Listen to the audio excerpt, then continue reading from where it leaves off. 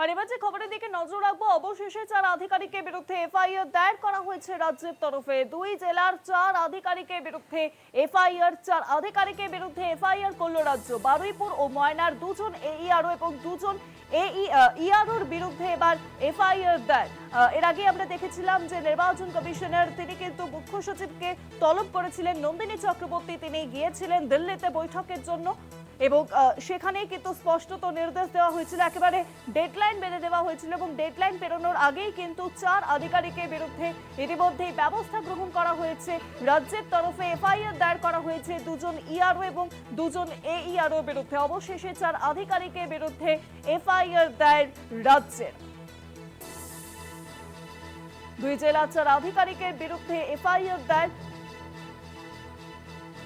বারুইপুর ও ময়নার 2 জন ইআরও এবং 2 জন এইআরওর বিরুদ্ধে এফআইআর দায়ের করা হলো। এর আগে বহু নির্দেশ দেওয়া হয়েছিল নির্বাচন কমিশনের তরফে যে তাদের বিরুদ্ধে এফআইআর দায়ের করতে হবে, যদিও সেই নির্দেশ আমরা দেখি যে রাজ্যের তরফে মানা হয়নি। তারপরে মুখ্য সচিব নন্দিনী চক্রবর্তীকে ডাকা হয়, সেখানেই দিল্লিতে বৈঠক হয়, গণেশ কুমার তিনি বৈঠক করেন এবং এরপরেই ডেডলাইন বেঁধে দেওয়া হয়। আজ বিকেল 5:30টার মধ্যে ডেডলাইনের সময়সীমা পেরোনোর কথা, কিন্তু তার আগেই কিন্তু ব্যবস্থা গ্রহণ করা হয়েছে রাজ্যের তরফে। 4 আধিকারিকের বিরুদ্ধে এফআইআর দায়ের করল রাজ্য। বারুইপুর ও ময়নার 2 জন ইআরও এবং 2 জন এইআরওর বিরুদ্ধে দায়ের করা হলো এফআইআর। অবশেষে 4 আধিকারিকের বিরুদ্ধে এফআইআর দায়ের রাজ্যে। রাজ্যের এসআইআর প্রক্রিয়াতে এই 4 আধিকারিকের বিরুদ্ধে অভিযোগ উঠেছিল নির্বাচন কমিশনে, অভিযোগ দায়ের হয়েছিল, নির্বাচন কমিশন এফআইআর দায়ের করতে বলেছিল, রাজ্য সেই নির্দেশ মানেনি। তারপরে আমরা দেখেছি দীর্ঘ টালবাহানা চলে এবং শেষমেশ আমরা দেখেছি যে নন্দিনী চক্রবর্তী মুখ্য সচিব, তাঁকে ডাকা হয়, দিল্লিতে বৈঠক হয় এবং তারপরে একেবারে সময়সীমা বেঁধে দেওয়া হয়েছিল। আজ বিকেল 5:30টার সময় ডেডলাইন পেরোনোর আগেই দেখা গেল যে 4 আধিকারিকের বিরুদ্ধে এফআইআর দায়ের করলো রাজ্য।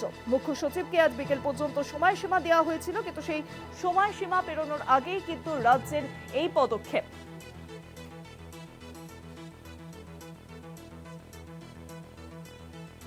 বারুইপুর ও ময়নার 2 জন ইআরও এবং 2 জন এইআরওর বিরুদ্ধে এফআইআর দায়ের রাজ্যে। মুখ্য সচিবকে আজ বিকেল পর্যন্ত সময়সীমা দেওয়া হয়েছিল, কিন্তু ডেডলাইন পেরোনোর আগেই কড়া পদক্ষেপ রাজ্যে।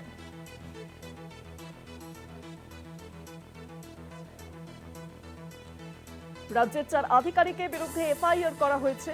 অবশেষে রাজ্যের 4 আধিকারিকের বিরুদ্ধে এফআইআর দায়ের।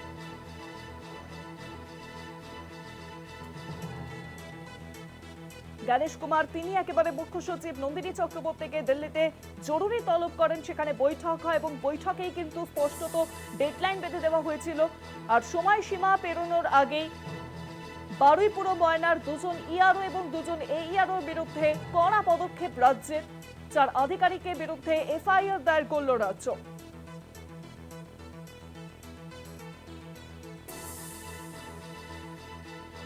রাজ্যের 4 আধিকারিকের বিরুদ্ধে অবশেষে এফআইআর দায়ের রাজ্যে।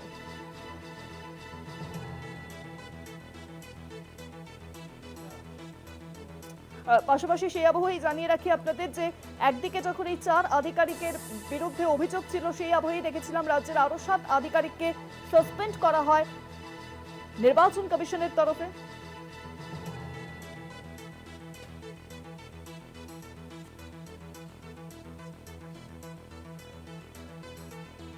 অবশেষে 4 আধিকারিকের বিরুদ্ধে এফআইআর দায়ের রাজ্যে। বারুইপুর ও ময়নার 2 জন ইআরও এবং 2 জন এইআরওর বিরুদ্ধে এফআইআর দায়ের।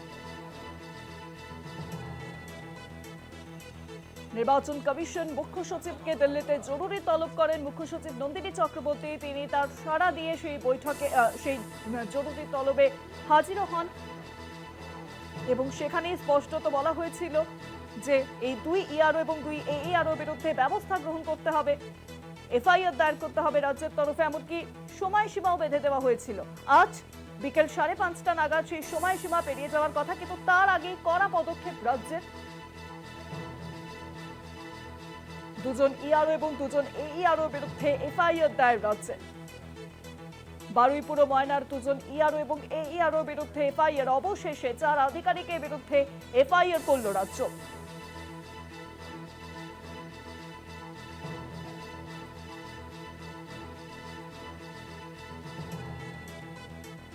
রাজ্যের 4 আধিকারিকের বিরুদ্ধে অবশেষে এফআইআর দায়ের করল রাজ্য। মুখ্য সচিবকে আজ বিকেল পর্যন্ত সময়সীমা দেওয়া হয়েছিল, কিন্তু সময়সীমা পেরোনোর আগেই রাজ্যের 4 আধিকারিকের বিরুদ্ধে এফআইআর দেয়। বারুইপুর ও ময়নার 2 ইআরও এবং 2 এইআরও বিরুদ্ধে এফআইআর। 4 জন নির্বাচনী আধিকারিকদের বিরুদ্ধে ব্যবস্থা নিল নবান্ন। ময়নার 2 জন ইআরও এবং 2 জন এইআরও বিরুদ্ধে এফআইআর দায়ের করল রাজ্য। একইভাবে বারুইপুর পূর্বর 2 জন ইআরও এবং এইআরওদের বিরুদ্ধে এফআইআর রাজ্যের তরফে। আজ বিকেল 5:30টায় ডেডলাইন দিয়েছিল জাতীয় নির্বাচন কমিশন, তবে মুখ্যমন্ত্রী মমতা বন্দ্যোপাধ্যায় স্পষ্ট করে দিয়েছেন তাদের পাশে থাকবে সরকার।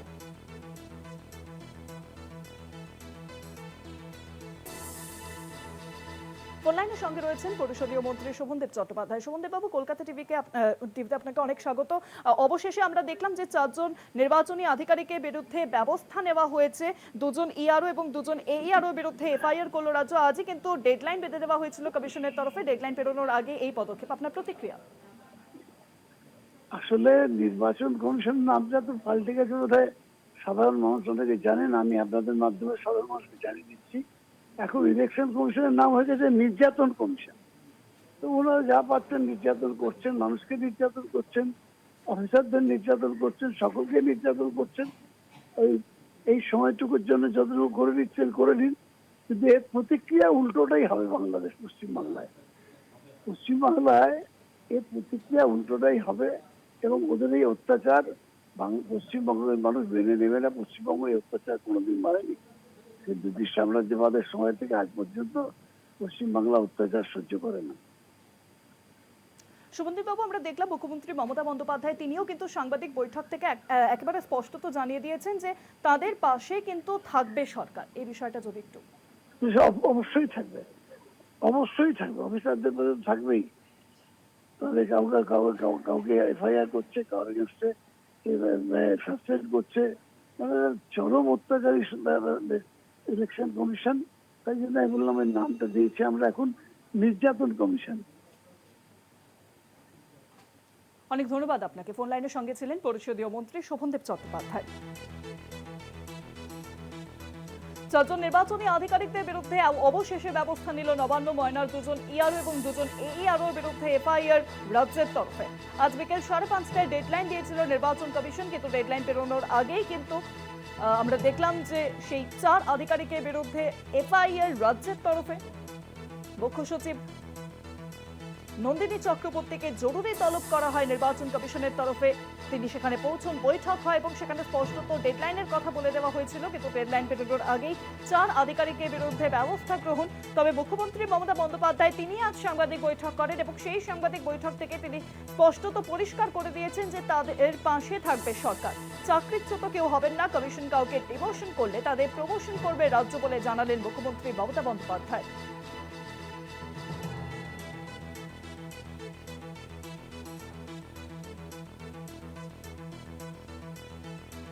অবশেষে 4 আধিকারিকের বিরুদ্ধে এফআইআর দায়ের রাজ্যে। 4 জন নির্বাচনী আধিকারিকের বিরুদ্ধে অবশেষে ব্যবস্থা নিল নবান্ন। ময়নার 2 জন ইআরও এবং 2 জন এইআরও বিরুদ্ধে এফআইআর রাজ্যের তরফে। আজ বিকেল 5:30টায় ডেডলাইন দিয়েছিল জাতীয় নির্বাচন কমিশন। ডেডলাইন পেরোনোর আগেই এই পদক্ষেপ।